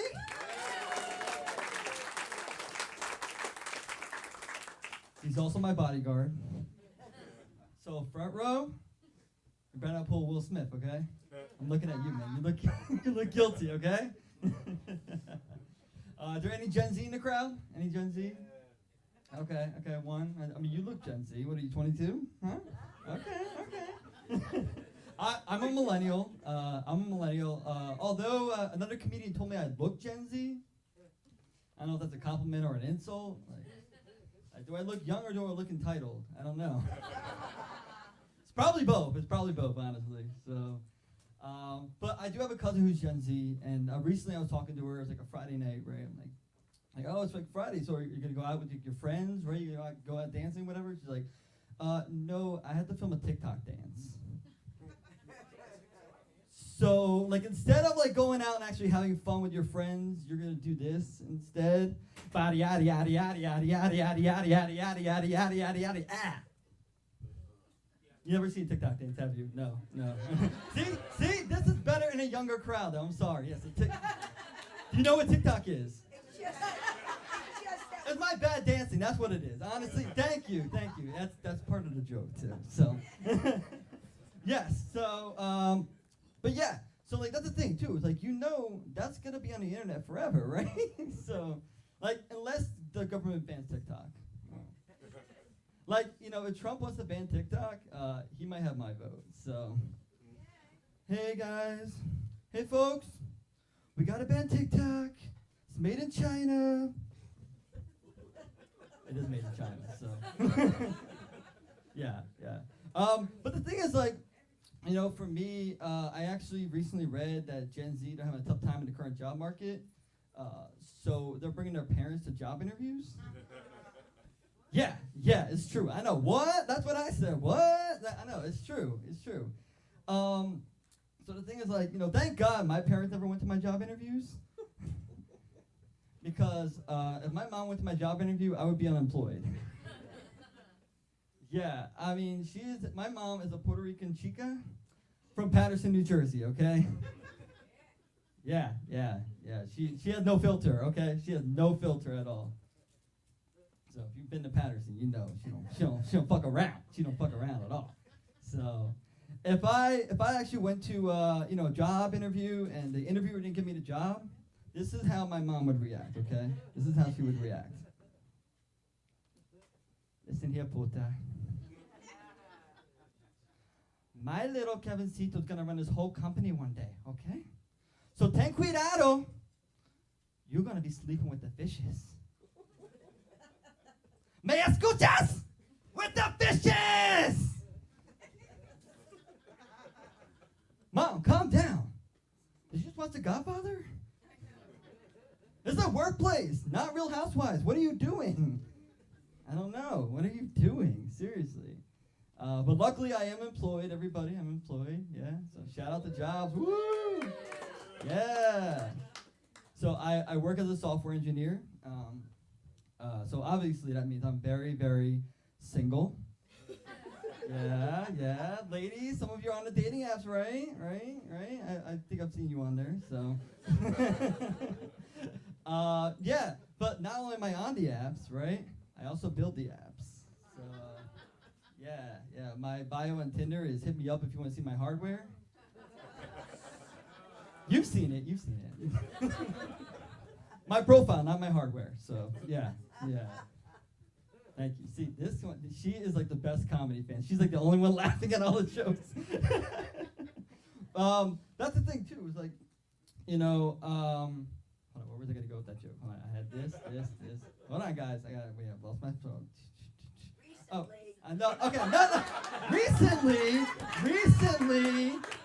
Recently. Oh, that's right. I got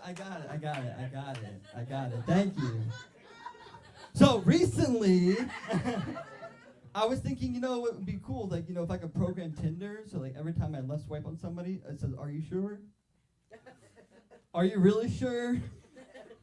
Congrats, you matched with Kevin, woo!"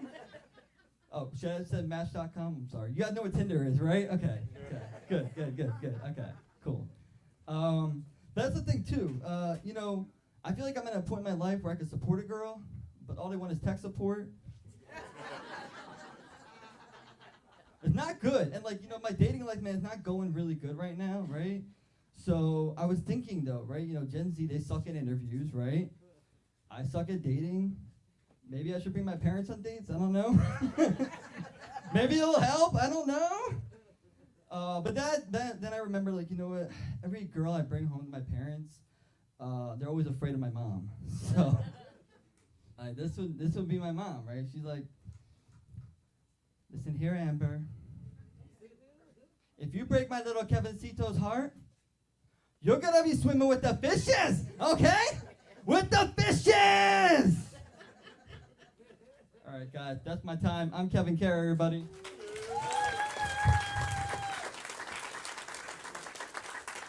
That is Kevin Carey, everybody. Nice. You guys want a sports update or no? Yeah, good. Look at your phone. Show off that you got a phone and you can read.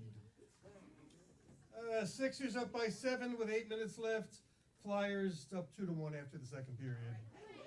No jokes about that. We got 2 teams winning tonight, so far. Our final performer of the evening is our headliner. He headlines all over the country. In fact, I follow him on social media, and it was 2 or 3 Saturdays ago. He actually did 3 different shows at 3 different clubs in New York on the same night. That's crazy, not including the one-liners to taxi drivers. I don't know how you do that, but that's amazing. Tomorrow when you get home, where are you going tonight? Tomorrow when you get home, go on YouTube and look for Bobby Boy. Bobby Boy is his 30-minute comedy special. It's up on YouTube. He was here, one of the earliest shows we did, and we've watched him grow over the last 4 or 5 years. Great to have him back. Ladies and gentlemen, headliner Rob Stant.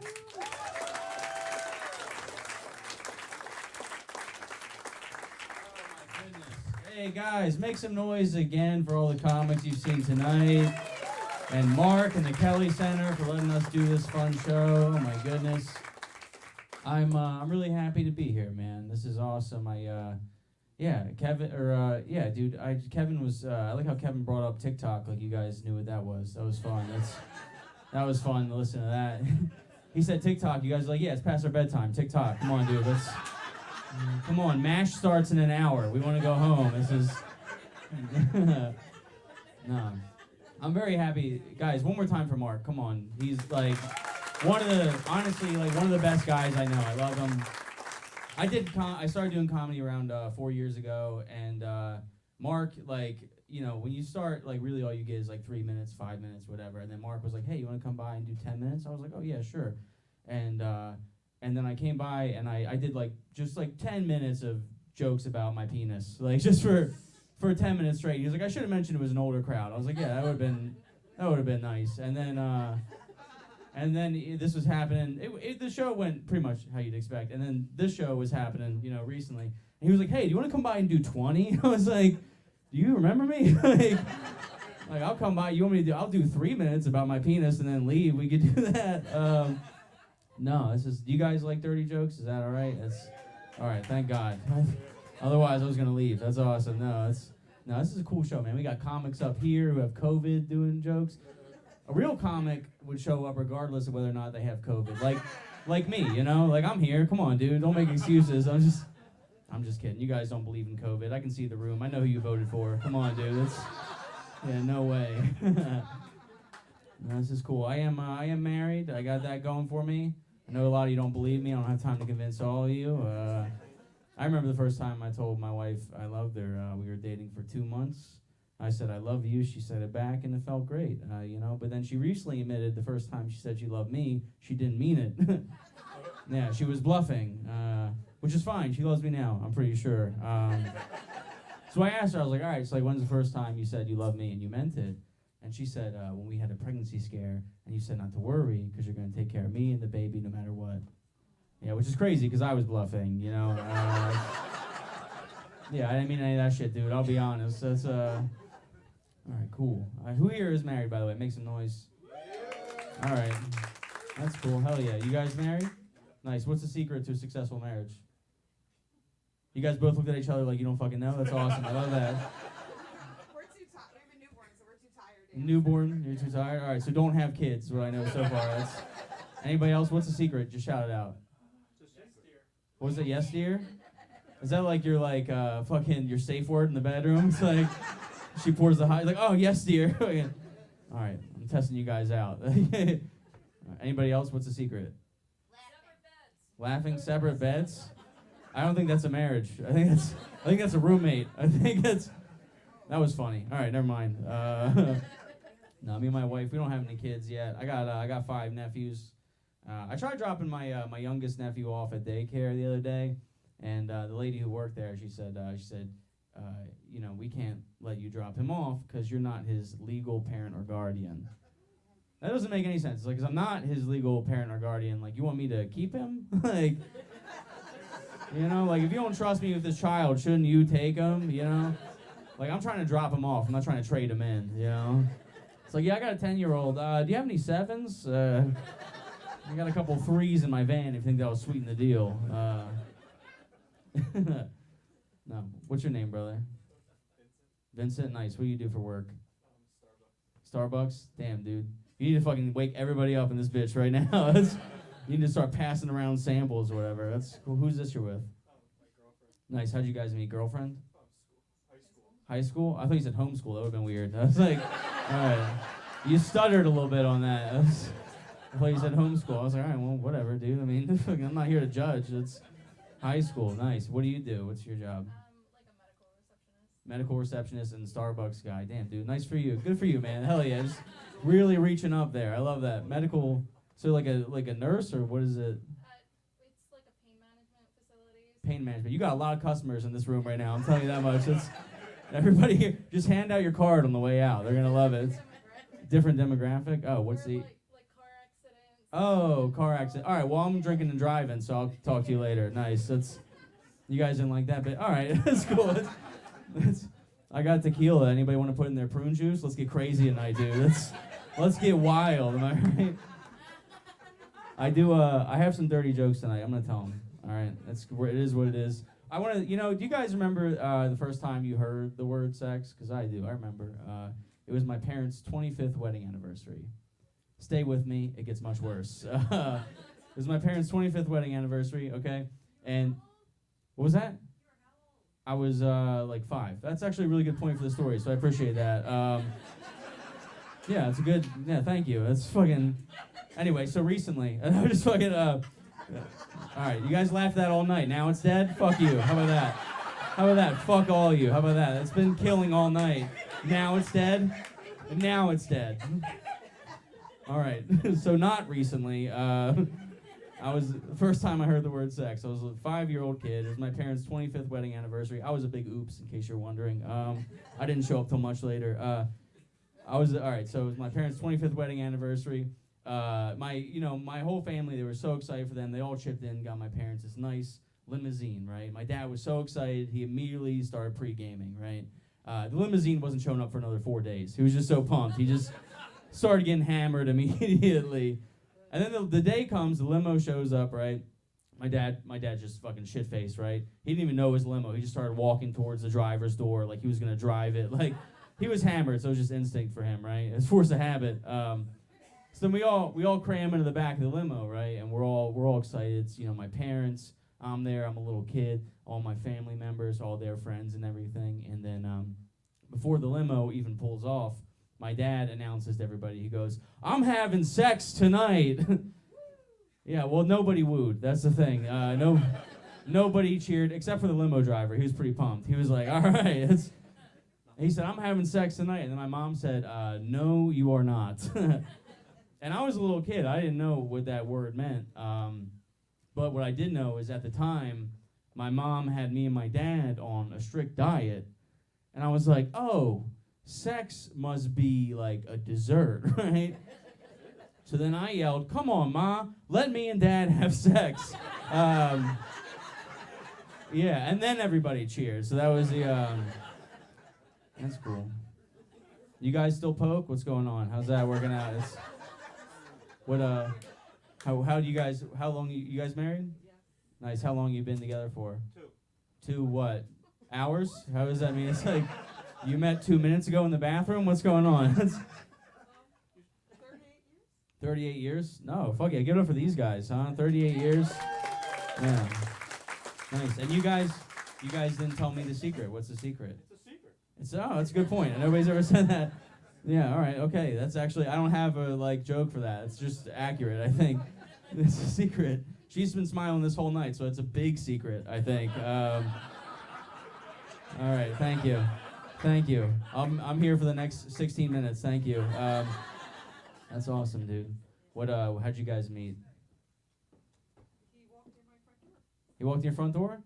Was he wearing a mask? Was he wearing a ski mask? Did he have a gun? Are you okay? Blink twice if you need help. He walked in your front door. It's crazy. I was driving. He hopped in my back seat. He had the sharp thing he was pointing me with.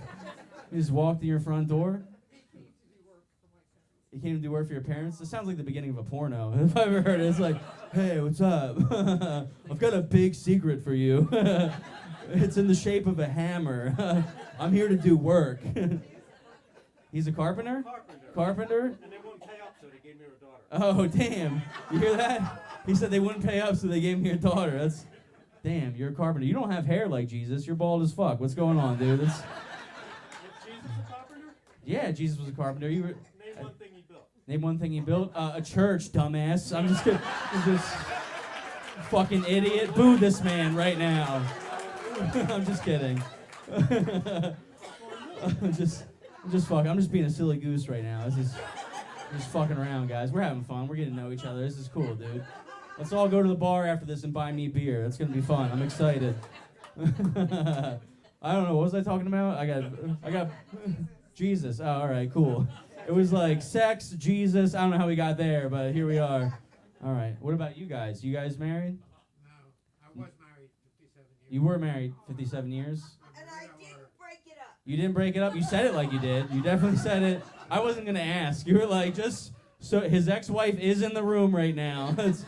How'd you guys meet? Oh, she passed away. I'm sorry. All right, well, way to ruin the vibe. I'm just kidding. Huh? Oh, okay. Well, how'd you guys meet? One of these get-togethers from a chat group. One of these get-togethers from a chat group? Was it one of those walk in the door, like, just walk in the door chat groups? Just. No, it was on Facebook. It was on Facebook. Oh. Give it up for these guys. They know what the internet is. Isn't that crazy? That's, wow. Very diverse in this room. That's good for them. Facebook. Nice. He liked your status. You're like, I got a lot of other things you're going to like. You wait till. That was funny. All right, never mind. We'll, all right, cool. You guys want, I got some blowjob jokes. You want to hear that? Is that cool? All right. Nice. All right. So recently. All right, sorry. I wasn't sure if it was back yet or not. I asked my wife for a blowjob the other day, and she said, "I'm too tired to suck your dick, but if you want, you can fuck my mouth." And I was like, how long has this been an option for? You know? That's like saying, hey, sorry your flight's delayed. If you want, you can take this private jet. Like, yeah, we're really sorry about the inconvenience. Here's the keys. You fly. Have fun, dude. Yeah. Blowjobs are fun. My wife's been saying something about me getting a real job. I don't know what that's about. I think it's where I get my dick sucked while I'm fishing. I don't know. I'm excited. I can't wait. I appreciate you guys not being on your phones tonight. You know, I mean, well, some of you might. I think you kept them at home. I don't know, but I. All right, thanks. Cool. No, I'm very addicted to my phone. I'm like a typical millennial. You know, I'm so. Here's how addicted to my phone I am. All right, so the other day, I was going poop, right, and by the time I sat down, right, and I already had my pants around my ankles, I realized I forgot my phone. So without even pulling my pants back up, I just waddled out of the bathroom to go get it, just straight through the Olive Garden. I didn't care. I was like, how's this for a breadstick, huh? You know? Yeah, introducing Olive Garden's new mini breadsticks. The perfect size, some would say. Rob's wife. So that's a very silly joke, obviously, right? I did that joke at a show recently. Fucking shut up. It's true. I did it at a show, and afterwards, this lady walked up to me after, and she was like, "You think you're addicted to your phone? That's not an addiction. I was addicted to drugs." And blah, blah. I don't know. I wasn't really listening. I was on my phone, but she was yapping, right? And but I'm not here to compare my phone addiction to a drug addiction. Like, I understand they're two different things, right? Like, I get, look, my sister was addicted to heroin. She was. And, like, don't be weird about it. She's clean now. Give it up for her. She's clean. Yeah, she's clean. Yeah. No more heroin, just Adderall, weed, mushrooms, and vodka. But, yeah, she does all that. She's clean. I do it. I'm a fucking problem. But I'm fired, you know?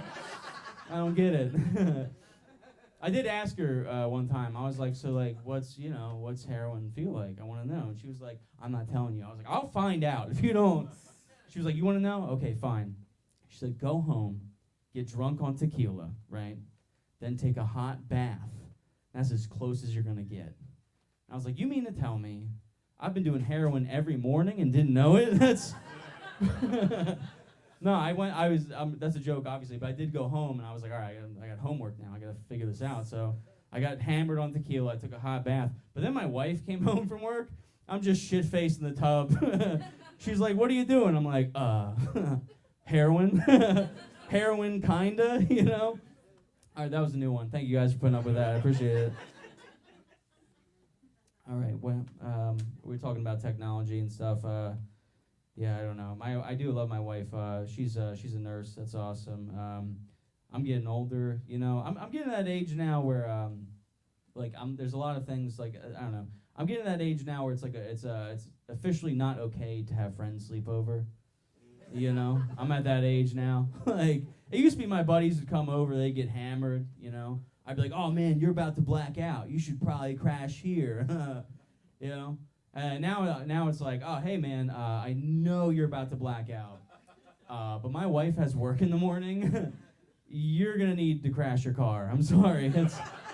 You've actually got safer options out there. I don't know if you know that. Because like I said, my wife's a nurse, dude. I can't have her, like, come downstairs. She wakes up early as fuck to go save lives. She comes downstairs. All my friends are still awake. We're all overdosing on edibles. I'm like, babe, I know you got to save lives. Could you clock in now? Could you start with Tyler? He's blinking weird. I don't know. My wife's like, his eyes are closed. That's called sleeping. I'm like, oh, fucking wake up, bitch. Like, all right, cool. So we're getting there. No, I don't know. We'll go back into the sex jokes because you guys like that, surprisingly. You guys want to hear more sex jokes?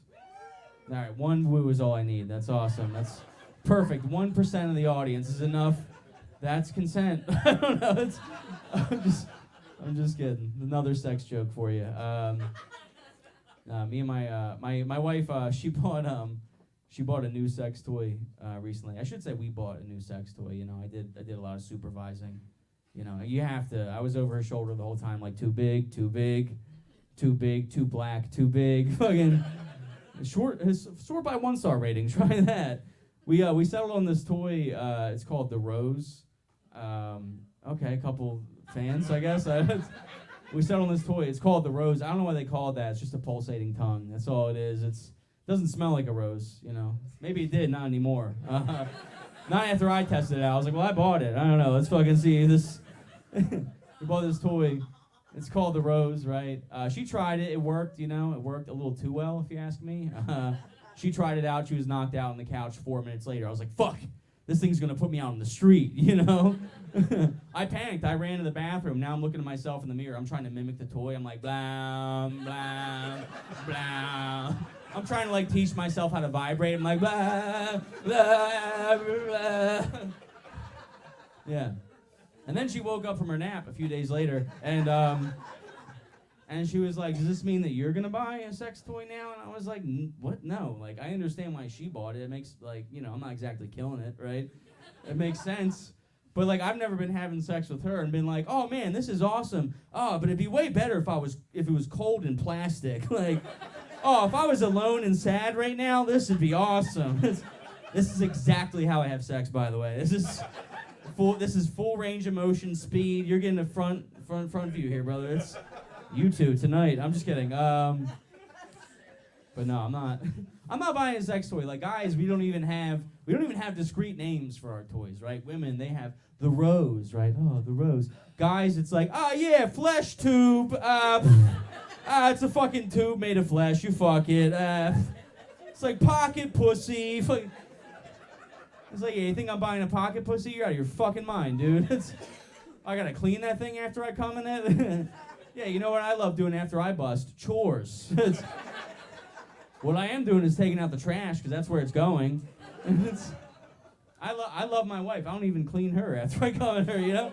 I just toss her a towel like it's an old jersey, you know? Like we're in a 1979 Coke commercial. It's like, hey kid, catch. Oh wow, thanks Joe Green. Like, I knew you guys would get that reference. Hell yeah. You guys, all right, you liked it a little bit too much. That's awesome, dude. No, but I do stand up, as I got this going for me. I also drive for Uber part-time. I do that. It's pretty interesting. I picked up a blind lady the other day. That was fun, because I got to see how convincing my Indian accent is. Hello, madam. This is Robert. She's like, wow, you smell nice. I'm like, oh, fuck, she's on to me. Shit. The jig is up. This is... 18 more minutes, and then you can go home. Do you guys like impressions? Yeah, that's cool. I can't do any. No. I do a lot of stand-up in Philly. Anybody from Philly? All right, cool. That's another comedian who I've seen. That's huh? Go Philly? Hell yeah, dude. I get misgendered a lot in that city. That's where I'm going at. I get misgendered. I was walking down the street the other day, and this guy walked up to me, and he was like, hey, just so you know, no matter what, you will always be a man. And I was like, thank you? Like, I think he thought I was like a trans woman, you know?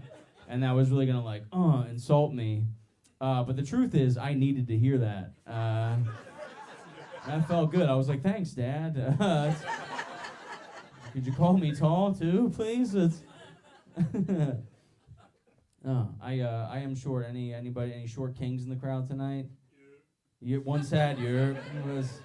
Who you're? Oh, fucking. Oh, okay, gotcha. Yeah, a lot of short people. What are you doing? What's your name? Huh, Cliff? What's your job? What do you do, Cliff? Retired? What'd you used to do? Medical management? You said it like you're making it up. You said it's like, I'm Cliff, I was a hitman, stop talking to me. That's what that was. Cliff, medical management, huh? Nice. What was your dream when you were a kid growing up? Be a doctor? All right, show off. Fucking medical management, is that the same thing, or what is that? Oh, okay. Cool. Nice. You know what? Medical management. Okay. I don't like that. Make something else up. How about that? We're gonna start over. This is gonna be all right. This is gonna be a really fun activity. Where he's gonna do a thing. He's gonna make it up, and I'm gonna. All right, you ready? All right, we're gonna make something up. You ready? All right. Hey, Cliff. What did you used to do for work before you retired? Drug salesman. What was that? Drug salesman? Oh. That's crazy. I would have guessed like medical management, but that's fun. I don't know. You guys ever do whippets? Is that like a weird? You guys make some noise if you know what whippets are. Oh, okay. All right, nice. You guys have lived through the '80s. I forgot. Nice. That's sick, dude. Yeah, whippets. It's like if you don't know, it's like a nitrous. Like you inhale nitrous, it gets you high or whatever. I did whippets for the first time recently. I'll tell you guys a story. I was doing the show out in the Poconos, and afterwards, the guy who booked me on the show, he was like, "Hey man, you want to do something stupid?" And I was like, "Yeah." He was like, "All right, meet me in my hotel room in 15 minutes." And I was like, "Uh-oh, this guy wants to fuck me, right?" So then I went up to his hotel room. I was like, you know, trying to prepare myself. What I'm gonna say, just like I'm like at his door. I'm knocking. I'm like, okay, just say thank you, but no thank you. Like, you're flattered, but you're married. You know, don't be like you don't be rude. Maybe give him a quick one of those and then go home. Like, you know. But then he so then the door opens, right, and I see the guy, and he's standing there with a big dentist office nitrous tank. And he goes, "You want to do whippets?" He's just filling up balloons, just huffing them. I'm like, "Oh, thank God. I thought you wanted to fuck me." And he was like, "Ew." And I was like, "All right, well, don't be a dick about it. Like, don't make it seem like it's not possible. I will fuck you to prove I can, right?" And then we did whippets, and that's the end of that joke. I'm still working on an end of that. I did so many whippets, I forgot. So that's all you do. You just delete memories. I'm like, I don't need prom. That's all that is. What was that? I'm still one man? A man? I'm still a man? Thank you. I needed that. That's awesome. He's like, let's give this lesbian some encouragement, dude. Fucking. That's cool. You guys smoke weed? Yeah. All right. 4 people. Awesome. You guys remember when it was like super illegal and shit? I miss those days, man. Now it was more exciting back then. Like now it's like I don't know. Like I remember like when I was in high school, I used to get pulled over with weed. It was like the end of the world, right? I'd be like, "Oh fuck, my life is over. Here, quick, hide this in your butt. Hide it. Come on, Grandma, just do it. Stop being weird. It's fucking. You said Grandpa wanted it. This is your fault. Do it."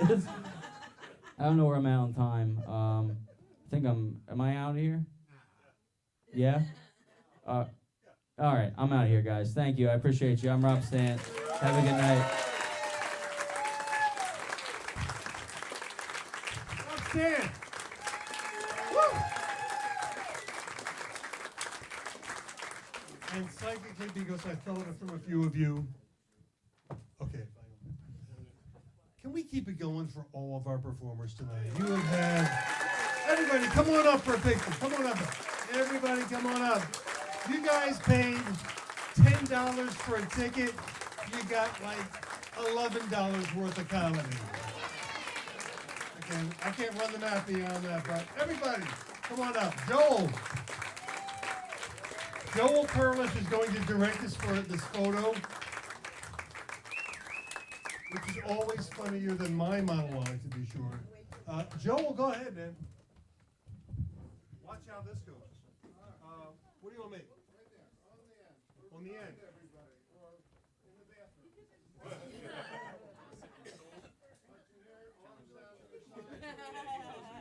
Bunches.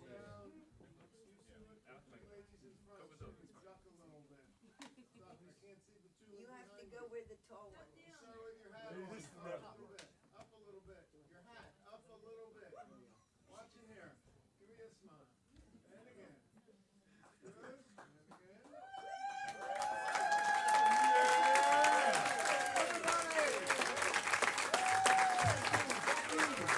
Amanda, come back. Where you at, Amanda? Here she am. Thanks, everyone. Oh my goodness. All right, well, thank you, Mark Lipsky and all of our comedians tonight. They were so funny. And thank you to all of you here in the Kelly Center. We appreciate your support and your contributions. To make a donation on your way out, you can put cash in the donation jars at the door or use Venmo or PayPal or credit card, or you can go to kellycenter.org and click contribute. Of course, a special thanks to our sound and video techs, Addie, Taylor, Lily, and Katie. Yes, they are fantastic. And on behalf of Tom and Sherry Kelly and Paul and Susan Kelly, thank you for joining us and thank you for your contributions. Please help us clean up. There are trash and recycling containers at the door as you exit. From the Kelly Center for Music, Arts, and Community in Havertown, Pennsylvania, I'm Amanda. Stay safe, play it forward, good night, and happy Valentine's Day, everybody.